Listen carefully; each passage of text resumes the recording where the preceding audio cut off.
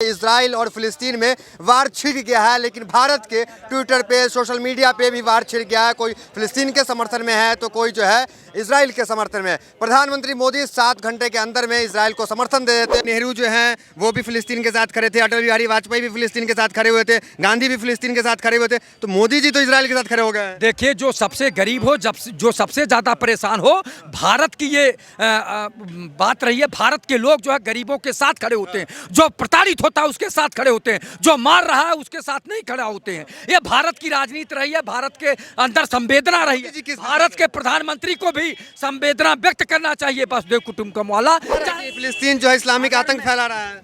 अरे फिलिस्तीन फैला रहा, फिलिस्तीन की जमीन को किसने कब्जा किया? पहले तो इजराइल ने कब्जा किया, तो आतंक कौन फैलाया? जो फिलिस्तीन की जमीन पर कब्जा किया, वहाँ के लोग उजड़ करके विदेशों में भागने के लिए मजबूर हो गए, तो आतंक किसने फैलाया? पहले आतंक तो इजराइल ने पहले फैलाया ना। लेकिन जो मुख्य लड़ाई है पंडित जी, लेकिन पूरा जो देश है वो तो इजराइल के साथ खड़ा हो गया है। कौन देश खड़ा है? अमेरिका खड़ा हो गया है। अमेरिका तो किसी तरफ से, अमेरिका तो किसी का है ही नहीं, उसे तो हथियार बेचना खरीदना है। क्या कहना चाहिए, इजराइल के साथ खड़ा नहीं होना चाहिए? बिल्कुल नहीं, इजराइल के साथ खड़ा नहीं होना चाहिए प्रधानमंत्री। केवल जो हमारे नेहरू जी से लेकर के, अटल जी से लेकर के, नरसिम्हा राव से लेकर के सारी हमारी जो विदेश नीति रही है, जो लोग हमारे रहे, हमको उसके साथ खड़ा रहना। तो फिलिस्तीन के साथ है, तब बस हमको फिलिस्तीन के साथ खड़ा रहना है। हमको इजराइल के साथ, इजराइल की कोई भारत को की जरूरत नहीं। इजराइल कभी भी भारत के साथ नहीं खड़ा रहा है, बल्कि इराक हमारे साथ खड़ा रहा। क्या मजबूरी रह गई 7 घंटे में खड़े हो गए? अब ये तो मोदी जी बताएंगे या मोदी जी के प्रवक्ता बताएंगे, लेकिन हमको जो बताना है, एक भारतीय, एक भारत का नागरिक होने के नाते, कि देश को मोदी जी, देश का अस्मिता का सवाल है। जब आप आवाज खोलते हैं तो भारत बोलता है, भारत की शक्ति बोलती है, भारत का याभा बोलता है, भारत में मिल्लत और सद्भाव बोलता है, तो आप इसको बचा लीजिए। और हमास कम समय में ही हमको लगता है इजराइल के मुकाबले बहुत मजबूत हो चुका है। ईरान, सीरिया, ये जैसे देश से हमारे राजनीतिक संबंध बहुत अच्छे रहे हैं और व्यापारिक संबंध भी अच्छे रहे हैं। अभी तक अटल बिहारी जी भी उसके करते थे। आज जब हमास मजबूत हो गया, फिलिस्तीन मजबूत हो गया और उसने अपनी ज़मीन छुड़ाने के लिए इजराइल की ज़मीन पर हमला कर दिया, तो आज तकलीफ भारत के प्रधानमंत्री को क्यों हो रही है भाई? नमस्कार, मैं दानिश अंसार और आप देख रहे हैं PRB। इस वक्त लखनऊ में मौजूद है और यहाँ पे तमाम लोग हैं, इनसे बातचीत करेंगे कि जिस तरीके से इजराइल और फिलिस्तीन में वार छिड़ गया है, लेकिन भारत के ट्विटर पे, सोशल मीडिया पे भी वार छिड़ गया है। कोई फिलिस्तीन के समर्थन में है तो कोई जो है इजराइल के समर्थन में है। तरीके से प्रधानमंत्री मोदी 7 घंटे के अंदर जो है इजराइल का समर्थन करते हैं और लोग कह रहे हैं कि मणिपुर में कुछ नहीं बोलते हैं। देखिए, देश के प्रधानमंत्री जी बहुत अच्छे आदमी हैं और वो इंसानियत के पुजारी कहलाते थे, लेकिन ऐसा देखने में आया कि मणिपुर के घटना पे एक शब्द भी उनसे नहीं निकला और इजराइल पे बहुत जल्दी ट्वीट कर दिए और बहुत जल्दी उनको तकलीफ होने लगी। पता नहीं क्या तकलीफ है कि घर का आपका स्वयं का बेटा मर जाए आपको तकलीफ नहीं हो रही है, भाई का बेटा मर जाए तो कोई तकलीफ नहीं है, बहन का बेटा मर जाए तो कोई तकलीफ नहीं, बेटी का बेटा मर जाए में निर्दोषों की जान। लेकिन विदेशों में कोई घटना हो रही तो तुरंत ट्वीट करने के लिए उनको फुर्सत मिल जा रही है। मणिपुर पे नहीं आए, हरियाणा में हुआ, सुल्तानपुर में हुआ, देवरिया में हुआ, उस पर देश के प्रधानमंत्री जी है कुछ नहीं बोल रहे हैं। कानपुर में भी हुआ, तो तमाम चीज़ें ऐसी हैं जिस पे प्रधानमंत्री जी अपनी आवाज़ खोल ही नहीं रहे हैं, बोल ही नहीं रहे हैं। आप कहते हैं कि मैं 135 करोड़ जनता का चौकीदार हूँ और 135 करोड़ जनता का अभिभावक हूँ, तो कैसे अभिभावक है कि मणिपुर जल रहा था? और आप कैसे अभिभावक हैं कि वहाँ आपके बेटे बेटियाँ मारे जा रहे हैं, वो आप वहाँ आ नहीं रहे हैं, न कुछ कह रहे हैं, न वहाँ जाके समझा बुझा रहे हैं? तो कैसे अभिभावक हैं आप और कैसे चौकीदार हैं कि देश के मेहुल चोकसी, विजय माल्या और नीरव मोदी देश का धन लूट के आपके चौकीदारी में बाहर भाग रहे हैं, चले जा रहे हैं? आप कैसे चौकीदार हैं? सोशल मीडिया पे जो युद्ध चल रहा है उसमें आप कहाँ खड़े हैं? आप उसको रोक नहीं पा रहे हैं। कहाँ खड़े हैं? चौकीदार हैं आप? उस चौकीदार को निकम्मा चौकीदार लोग कहते हैं कि जिसका चौकीदारी में चोर चोरी करके लेके भाग जाए। वो चौकीदार कैसा है? जो चौकीदार ईमानदार होता है उसके चौकीदारी में पत्ता भी चोरी नहीं होता। और सुना है फ़लस्तीन एक कमज़ोर राज्य था और 1856 के आसपास उसमें एक समझौता यूएनओ ने कराया था, जिसमें उसकी ज़मीन को ज़बरदस्ती इजराइल ने पहले कब्जा कर लिया।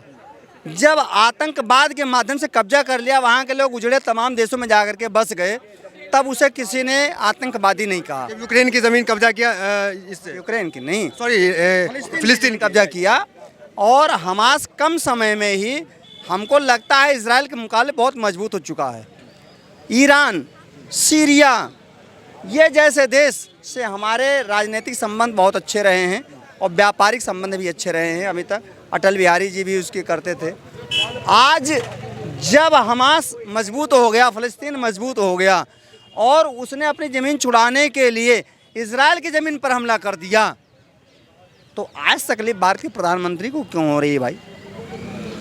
हमको लगता है इसलिए प्रधानमंत्री को तकलीफ हो रही है कि इजराइल से ये ज़्यादा हथियार खरीदते हैं, रक्षा सौदे करते हैं, कहीं उसमें कुछ गुड़ा भाग तो नहीं है। ये देखने की ज़रूरत है कि हमारे प्रधानमंत्री मोदी को इजराइल के साथ खड़े नहीं होना चाहिए था। अरे यार, जो तकलीफ में होता है उसके साथ खड़ा हुआ हो जाता है, कि जो तकलीफ देता है उसके साथ खड़ा हुआ हो जाता है। और हमारे जो पुराने संबंध हैं उसको हम ख़त्म कर देते हैं क्या? अगर फिलिस्तीन जो है इस्लामिक आतंक फैला रहा है। अरे फ़लस्तीन फैला रहा, फ़लस्तीन की ज़मीन को किसने कब्जा किया? पहले तो इजराइल ने कब्जा किया, तो आतंक कौन फैलाया? जो फ़लस्तीन की ज़मीन पर कब्जा किया कि वहाँ के लोग उजड़ करके विदेशों में भागने के लिए मजबूर हो गए, तो आतंक किसने फैलाया? पहले आतंक तो इजराइल ने पहले फैलाया ना। लेकिन जो मुख्य लड़ाई है पंडित जी, लेकिन पूरा जो देश है वो तो इजराइल के साथ खड़ा हो गया है। कौन देश खड़ा है? अमेरिका खड़ा हो गया है। अमेरिका तो किसी तरफ से, अमेरिका तो किसी का है ही नहीं, उसे तो हथियार बेचना खरीदना है। उसके अलावा और कोई काम है उसके पास में? इंडिया खड़ा हो गया। इंडिया इसलिए खड़ा हो गया कि मोदी जी चाइना से माल खरीद करके मेक इन इंडिया लिख करके और अरब कंट्री यूएई में जा करके ऐसे लोगों के साथ में व्यापारिक समझौता किए हुए हैं। और यूएई अरेबियन कंट्री आज अमेरिका उसके इजराइल के साथ खड़ा हुआ है। वो फ़लस्तीन के खिलाफ है, ईरान के खिलाफ है, सीरिया के खिलाफ है। तो ऐसी स्थिति में मोदी जी अपने बिजनेस फायदे को देख रहे हैं, हमारे देश की सुरक्षा, हमारे देश के बिजनेस को नहीं देख रहे हैं। ये बड़ा महत्वपूर्ण है। और मुझे जहाँ तक लगता है कि फ़लस्तीन में जो यरूशलेम है, यरूशलेम में मस्जिद अक्सा है, जिसमें इन्होंने कराया था कि उसमें ईसाई भी अपनी पूजा कर सकता है, उसमें पारसी भी कर सकता है, उसमें यहूदी भी कर सकता है और मुसलमान भी कर सकता है।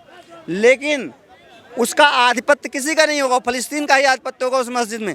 आज वो अक्सा मस्जिद बहुत बड़ी धनवान है और उसको कब्जा करने की नीयत से, मुसलमानों के भी बड़ी धार्मिक बड़ा स्थल है। मैंने बताया ना, 4 लाख किबला कहा जाता है। मैं तो कह रहे हैं 4 लोगों का है भाई, चारों लोगों लेकिन मुस्लिम तो मेन मुस्लिम का ही है भाई। उसमें यहूदी का भी है, उसमें आपका पर्शियन का भी है, उसमें जो है क्रिश्चियंस का भी है। लेकिन उनको केवल नमाज पढ़ने, पूजा करने की छूट दी गई है, मिल्कियत पर कब्जा करने की नहीं छूट दी गई है। तो अब वो चूँकि उन्हें हमने बैठने की जगह दे दी, फ़लस्तीन ने उनको पूजा करने का मौका दे दिया और आज उस मिल्कियत को, उस संपत्ति को अपना हथियाना चाहते हैं, अपनी मिल्कियत बनाना चाहते हैं। फिलिस्तीन आज़ादी की लड़ाई लड़ रहा है। जी, आज़ादी की लड़ाई नहीं लड़ रहा है। आज़ाद जिस पर वो आज़ाद खत्म करना चाहते हैं, अपना कब्जा करना चाहते हैं, वो अपने अस्तित्व की लड़ाई लड़ रहा है फ़लस्तीन। अस्तित्व की लड़ाई लड़ रहा है फ़लस्तीन। स्वतंत्रता सेनानी बता रहे हैं जो लड़ाई फिलिस्तीन की तरफ। स्वतंत्रता संग्राम सेनानी है वो, स्वतंत्रता के लड़ता रहेगा। और देश, किसी भी देश के राजा का कर्तव्य होता है कि उस क्षेत्र में रहने वाले जितने भी नागरिक हों, सबकी रक्षा करना। वर्तमान परिवेश में अगर भारत की विदेश नीति को अगर टटोलेंगे, आज जब इस पैरे में जब जाम को थर्मामीटर से माप करेंगे तो थर्मामीटर ही आपका खराब हो चुका है। इस स्थिति में मोदी जी का थर्मामीटर काम नहीं कर रहा है। बिल्कुल काम नहीं कर रहा है। इजराइल के साथ 7 घंटे में खड़े हो गए, थर्मामीटर काम नहीं। हम कहते हैं कि 750 किसान दिल्ली के बॉर्डर पर मर गए, प्रधानमंत्री आवास से 9 किलोमीटर के दूरी पर मरे, प्रधानमंत्री आह नहीं भरते। यही हथरस में एक गरीब की बेटी 2 बजे रात में लकड़ी नहीं टायर से जलाती है, प्रधानमंत्री आह नहीं भरते हैं। यही कानपुर की घटना में जो स्थिति हुई 10 दिन पहले आपने देखा, प्रधानमंत्री आह भी नहीं भरते। यही देवरिया में 6 लोग अपने घर में मारे गए, प्रधानमंत्री का न ट्वीट आता है न प्रधानमंत्री मुंह से बोलते हैं। तो विदेश नीति इनकी अब मैं बता दूं, नेपाल के साथ भारत का क्या संबंध है, आप समझिए पाकिस्तान के साथ क्या उनका संबंध है, आप समझिए चीन के साथ इनका क्या संबंध है, आप समझिए बांग्लादेश के साथ क्या। बस वही संबंध है साहब कि भारत का सिस्टम जिंदा है, केवल भारत का जो संविधान भगत सिंह के लहू से लिखा गया था उसकी आभा जिंदा है, उसका सिस्टम जिंदा है, देश की एकता और अखंडता जिंदा है। लेकिन अगर हम कहीं भूल गए, हम कहीं गुमराह हो गए, हम कहीं बट गए, तो नेशनल और इंटरनेशनल पॉलिसी पर आज जो हमारा दोस्त था वो भी हमारे निष्ठा को संदेह के घेरे में देखता है। हमारा एक ही दुनिया के अंदर दोस्त था, रसा, जो जब जब भारत की अखंडता को चुनौती मिली है तब तब भारत के साथ रसा खड़ा हुआ है, अमेरिका की तमाम साजिशों को बेनकाब किया है।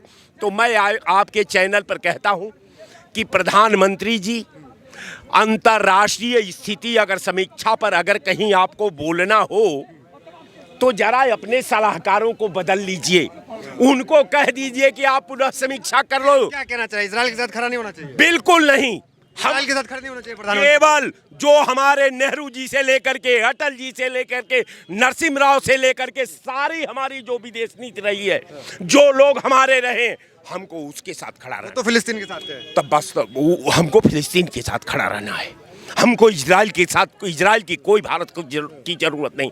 इजराइल कभी भी भारत के साथ नहीं खड़ा रहा है, बल्कि इराक हमारे साथ खड़ा रहा। क्या मजबूरी रह गई, 7 घंटे में खड़े हो गए? अब ये तो मोदी जी बताएंगे या मोदी जी के प्रवक्ता बताएंगे, लेकिन हमको जो बताना है, एक भारतीय, एक भारत का नागरिक होने के नाते, कि देश को मोदी जी, देश का अस्मिता का सवाल है। जब आप आवाज खोलते हैं तो भारत बोलता है, भारत की शक्ति बोलती है, भारत का याभा बोलता है, भारत में मिल्लत और सद्भाव बोलता है। तो आप इसको बचा लीजिए। जय हिंद। गांधी जी भी थे उनके साथ, और हम लोग भारतवासी हैं, हम लोग भी उन्हीं के साथ हैं, और इसमें कोई डाउट नहीं है। मुझे तो शर्म ये आ रहा है कि आप आग में घी डाल लो खड़े होके। आपको शांति कराना चाहिए, आप प्रधान सेवक हो देश के, और आपका आदत है कि घी डालना। आप मणिपुर पे बात नहीं कर रहे हो, जो 200 से ज़्यादा, 5 महीना हो गया, 200 से ज़्यादा FIR हो गए, 17,000 लोग विस्थापित हो गए, 11,000 FIR हो गए, 400 गन लूटे गए हैं, 4,000 गन लूटे गए हैं, और 50,000 एम्यूनिशन लूटे गए हैं, और आप 5 महीने से मुंह में लड्डू डाल के बैठे हो। और को लेकर के तो 7 घंटे में ट्वीट आ गया आपका। आप विश्व गुरु कहाँ बन रहे हो? आप अपने को विश्व गुरु अगर सोच रहे हो कि मेरा जो ये पदवी है विश्व गुरु का खत्म हो जाएगा, 7 घंटे में ट्वीट कर दो। अरे आपने क्या ट्वीट किया? आपने पाकिस्तान को आतंकवादी कहते कहते आपके ज़बान खराब हो गया। आपने कनाडा को भी आतंकवादी कह दिया, उनके साथ अमेरिका खड़ा हो गया, ऑस्ट्रेलिया खड़ा हो गया, ब्रिटेन खड़ा हो गया, स्विट्ज़रलैंड खड़ा हो गया। क्या हुई आपकी? उनका पहले से इंटेलिजेंस यहाँ पर आया था, इंटेलिजेंस पता किया था कि आपने ही मरवाया है, उसके बाद वो संसद में बोले हैं। ये पूरा सब लोग साथ था, और आप इनको चांदी और ताली में किस साइड खड़े हैं? मोदी जी के साइड खड़े हैं? मैं गांधी के साथ हमेशा खड़ा रहूँगा।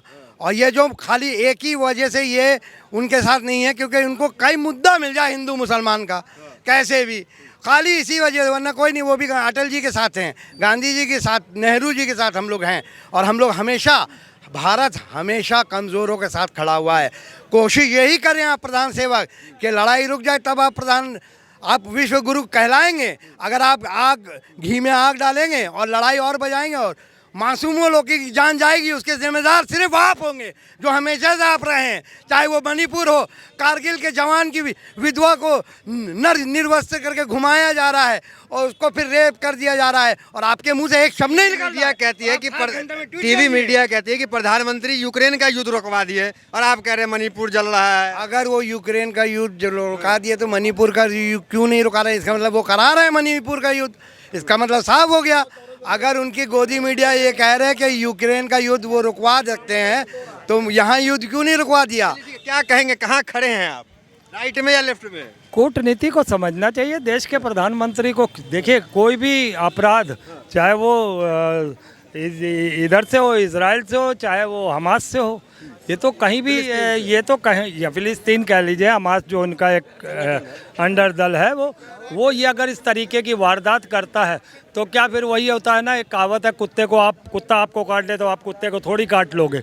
अगर हमास ने किया तो कहीं ना कहीं बदले की कार्रवाई में आप भी तो वही कर रहे हो, वही हत्याएं कर रहे हो, इधर से वो हत्याएं कर रहा है। इसका अल्टरनेट क्या है? फिर एक होगा कि बड़ा एक सारे समूह सारे देश मिल जाएंगे, फिर एक बड़ी मीटिंग होगी, फिर शांति होगी। इससे अच्छा पहले क्यों ना शांति कर ली जाए। देश में कुछ लोग उसके समर्थन में भी हैं, वो कह रहे हैं कि फिलिस्तीन की ये तो आज़ादी की लड़ाई है, वो वक्त वक्त पे इजराइल जो है कब्जा करते चला गया और अभी आज़ादी की लड़ाई लड़ रहे हैं।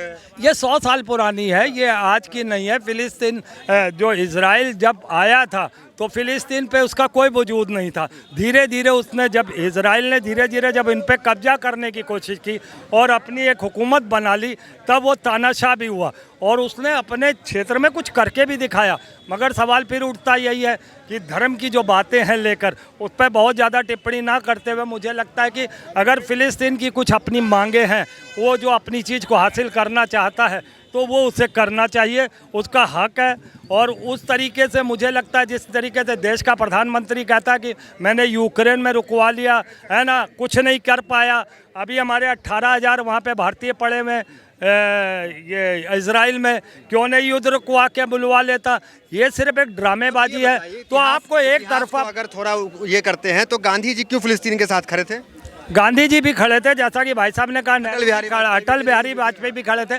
खैर मैं थोड़ा पीछे जाऊं तो उस वक्त की परिस्थितियां कुछ और भी थी। ऐसा कुछ नहीं था जितना आज पावरफुल ये दोनों आ गए। और आर्म्स के हिसाब से देखा जाए, ताकत के हिसाब से देखा जाए तो मुझे लगता है कहीं ना कहीं इनमें दोनों में जब क्षमता हुई है तो कहीं ना कहीं इसी जो दबाव बनाने की बात है, इसी का एक परिणाम है कि हमास ने उस पर हमला किया। और हमास चूँकि अपनी पुरानी एक लड़ाई, एक पुरानी जदोजहद में लगा हुआ है, अपनी किसी चीज़ को वापस चाहने के लिए लड़ा हुआ है।